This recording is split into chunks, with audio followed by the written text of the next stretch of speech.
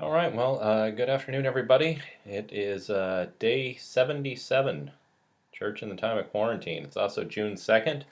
As you can see, after one day in clericals, I've gotten slovenly again and back to the sports shirt, but I apologize for that.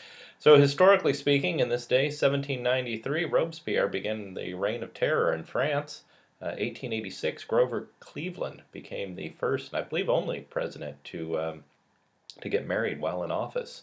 And on this day in 1953, uh, Queen Elizabeth, well, Princess Elizabeth was crowned Queen Elizabeth II on this day. So happy coronation day to Elizabeth. What would this make it? 67 years? Yeah, good for her. She's the longest reigning monarch. I'm guessing she'll be the longest reigning for a very long time. So all the best to her on this day. Okay, announcements. Just if you drive by the church, we're getting some work done. The stairs going up from the parish house to the parish being repaired, or I think they're pretty much done being repaired. I walked up them today. They look really nice.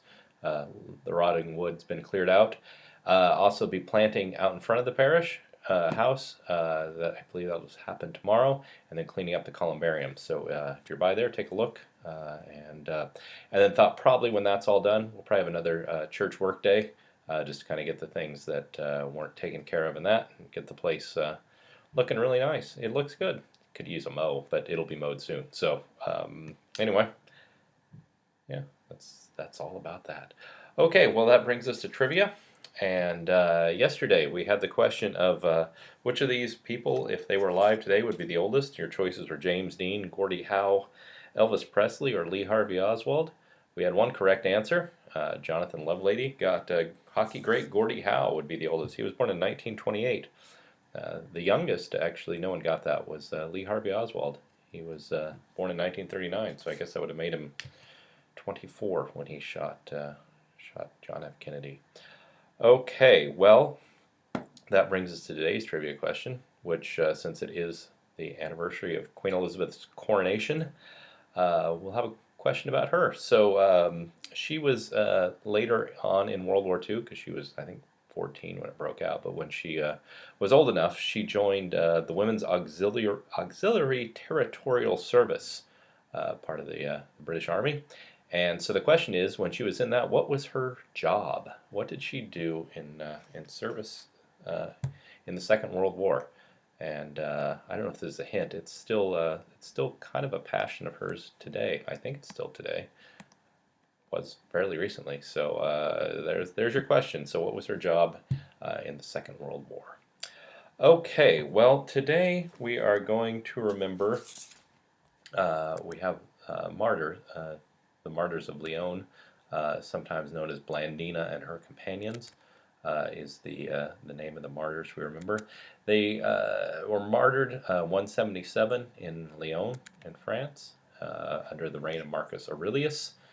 They were put to death. So what I want to do today is read the scripture for Blandina and her companions, and talk a little bit about them, and we'll read from Eusebius, early church historian, about kind of what happened with them. So first, our reading from the Gospel according to Mark. Jesus called the crowds with his disciples and said to them, "If any want to become my followers, let them deny themselves and take up their cross and follow me. For those who want to save their life will lose it, and those who lose their life for my sake and for the sake of the gospel will save it. For what will it profit them to gain the whole world and forfeit their life? Indeed, what can they give in return for their life? Those who are ashamed of me and my words in this adulterous and sinful generation, of them the Son of Man will also be ashamed when he comes in the glory of his Father with the holy angels." So Mark 8:34 to 38. And so just a little background. I mean, you probably know the Romans for a long while were not terribly nice to the Christians. What they didn't like about them was their exclusivity, that they were said, we worship one God. We don't believe in your pantheon of gods. It seems that if the Christians would have said, yeah, we like Jesus, but we're really into Hermes and Artemis too, they would have, or Jupiter or whatever, give them the Roman names, they probably would have been okay. But so because they wouldn't do that, so as is often the case, when something goes wrong, you don't have a good sorghum harvest, they say, "Huh, I bet it's those Christians. They're not sacrificing at the temple of Mars enough, and if they do that, then we would have had a good sorghum harvest. So let's either forcefully convert them or kill them."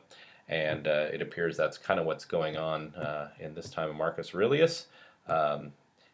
We do pretty much the same thing these days. Not maybe as overt, but when things go wrong, we look for whose fault it is, because it can never be our fault. It must be someone else's. So, okay, so here's from Eusebius what he says about um, the Blandina and her companions, or the martyrs of Lyons. Here we go.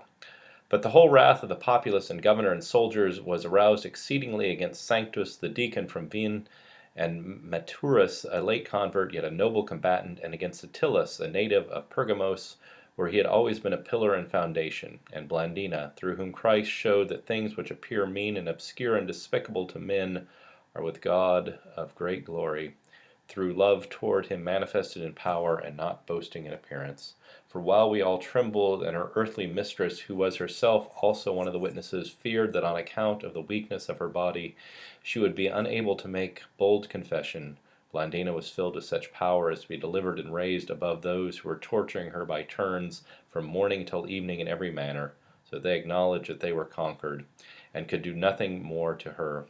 And they were astonished at her endurance, as her entire body was mangled and broken, and they testified that one of these forms of torture was sufficient to destroy life, not to speak of so many and so great sufferings.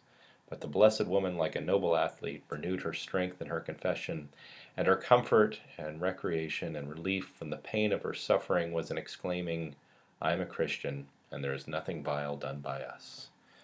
Well, it's Rome. They were eventually killed. Blandine was killed in the arena, gored by bulls, it appears. Yeah, kind of a remarkable story. I mean, when the Romans run out of ways to torture you and you're still alive, that's saying something. So let's end with the prayer for Blandina and her companions.